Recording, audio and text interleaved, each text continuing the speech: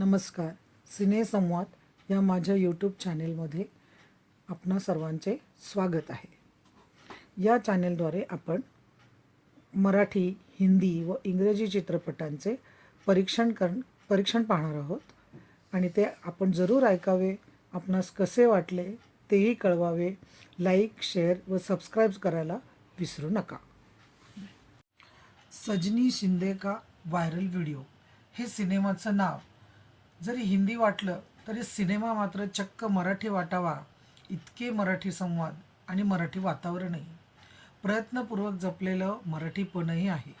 एक वेगळी कथा, विचार करण्यास भाग पाडणारा आशय, प्रभावी संवाद आणि अभिनयाची जुगलबंदी. भरमसाठ पात्रे असली तरी प्रत्येकाने उत्तम अभिनय केला आहे. रहस्य आणि थरारही भट्टी जमली एवढा नक्कीच आहे. आणि पुण्यातलं तेही चक्क लक्ष्मी रोडवरचं शूटिंग हे फारच आवडलं. यात मला आवडलं ते यातील स्त्रियांचं आयुष्य, त्यातलं वैविध्य, स्त्री स्वातंत्र्याचे विविध पैलू. प्रत्येक स्त्री आपल्या कक्षेत राहून शक्य तेवढे स्वातंत्र्य मिळवण्याचा आटोकाट प्रयत्न करत आहे. तर कथा अशी की 3 शिक्षिका एका आंतरशालेय कार्यक्रमात जातात. त्यातल्या सजनी शिंदे नामक शिक्षिकेचा वाढदिवस साजरा करतात. त्यात पूर्वी कधीही दारू न पिलेली सजनी आपल्या वाग्दत्त वराच्या परवानगीने दारू पिते. तिच्या या मद्यधुंद अवस्थेचा फायदा घेऊन त्या हॉटेलमधले पुरुष नर्तक काही आक्षेपार्ह अवस्थेत तिच्याबरोबर नाचतात. व्हिडिओ बनवत असलेल्या तिच्या 2 मैत्रिणींपैकी एक मैत्रीण जी शाळेत समुपदेशक असते ती चुकून गडबडीत प्रोजेक्टचे व्हिडिओ पाठवण्याऐवजी हेच व्हिडिओ मुख्याध्यापिकेला पाठवते. शाळेच्या साईटवर असल्याने विद्यार्थी तो व्हिडिओ व्हायरल करतात. सजनी समाज माध्यमातून प्रचंड टीका होते. ती सहन न होऊन सजनी आत्महत्या करते. त्या आत्महत्येचा छडा म्हणजे हा सिनेमा. यात सुबोध भावे म्हणजे सजनीचे वडील, प्रचंड प्रसिद्ध मराठी अभिनेता, पण मोठ्या भावाच्या ताटाखालचं मांजर, पत्नी व मुलांशी अत्यंत उर्मटपणे वागणारा, पदोपदी अपमान करणारा धाकटा मुलगा आकाश तर वडील व चुलत्याच्या या अशा वागण्याने शिक्षण सोडून गुन्हेगारी जगताकडे वळालेला आहे. वडिलांच्या या भूमिकेतून सुबोधने त्याचा ठसा उमटवला आहेच, पण ही भूमिका त्याला साजेशी नाही हे मात्र स्पष्टपणे जाणवते.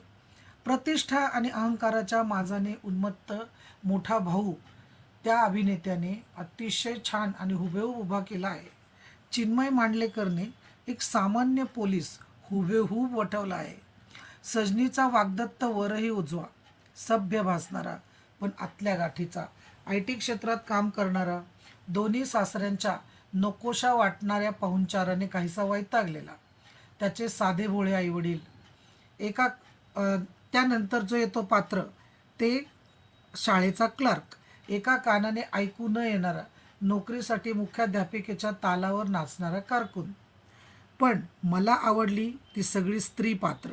शाळेच्या नावलौकिकाच्या नावाखाली स्वतःचा स्वार्थ साधणारी मुख्याध्यापिका, तिचं खरं रूप ओळखून तिला स्पष्ट शब्दात सुनावणारी समुपदेशक शिक्षिका, स्त्री स्वातंत्र्याचा उपयोग करून दबाव आणणारी, चकाचक गाड्यांमधून फिरणारी उच्चवर्गीय समाजसेविका, नवऱ्यापुढे ब्रही न काढू शकणारी, मुलांच्या चिंतेने सतत भयग्रस्त पण अस्वस्थ असणारी सजनीची आई, खुद्द सुसंस्कृत सजनी, वडिलांचा धाक, आईची हतबलता, मनाने दूर चाललेला लाडका भाऊ आणि नकळत हुकूमत गाजवणारा, वडिलांनी शोधलेला आणि प्रेमाच्या नावाखाली सतत आमचटीला येणारा वाग्दत्तवर, या साऱ्यांच्या कचाट्यात सापडलेली भांबावलेली मुलगी तिने फारच सुंदर उभी केली आहे.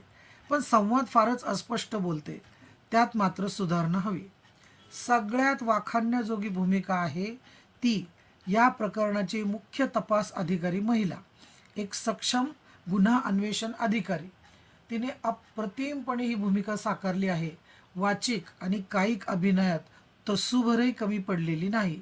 आत्मविश्वासाने दिमाखात चालणं, एकटीने साध्याशा खोलीत राहणं, सिलेंडरवर डबा स्वतः घेऊन येणं, पाळीव कुत्र्यांचा मनसोक्त लाड करणं, सारंच काही अप्रतिम आणि सुंदर. तिला संवादही उत्तम आहेत आणि ते त्याहून उत्तम रीतीने तिने सादर केले आहेत.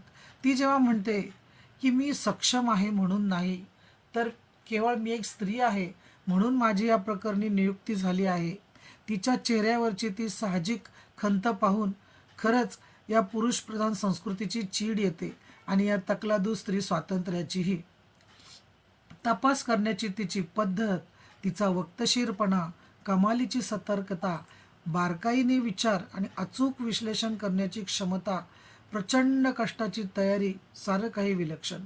आगाऊपणे बोलणाऱ्या सुबोध भावेला तिने त्याच्याच भाषेत दिलेलं उत्तरही छान वाटलं. वाग्दत्त वराचे सीडीआर व चॅटिंगवरून त्याला फटकारणारी तरीही योग्य ती गुप्तता पाळणारी अशी छान अधिकारी तिने उभी केली आहे. तपास कार्यावर दबाव आणणारा मंत्री जेव्हा तिला म्हणतो की लवकर तपास करा, सोशल मीडिया फार ट्रोल करतो आहे, तुम्ही बघत नाही का, तेव्हा तिचे उत्तर तर फारच मार्मिक आहे की सर, मैं सोशल मीडिया पे रहूंगी तो काम कैसे करूंगी. शाल जोडीतून किती छान मारता येतं याचा हा उत्तम नमुना. तर सहकारी चिन्मय मांडलेकर व इतर पोलिसांनी वैतागून तिचं ठेवलेलं नाव डॉबरमॅन हे टोपण नावही ती खेळकर वृत्तीने घेते.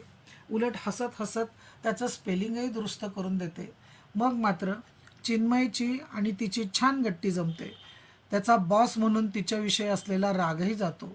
संपूर्ण सिनेमा या बाईंनी खाऊन टाकला असे म्हणल्यास फार वावगे होणार नाही. आत्महत्या की खून याचा छडा कसा लागतो ते प्रत्यक्ष पिक्चरमध्येच पहा.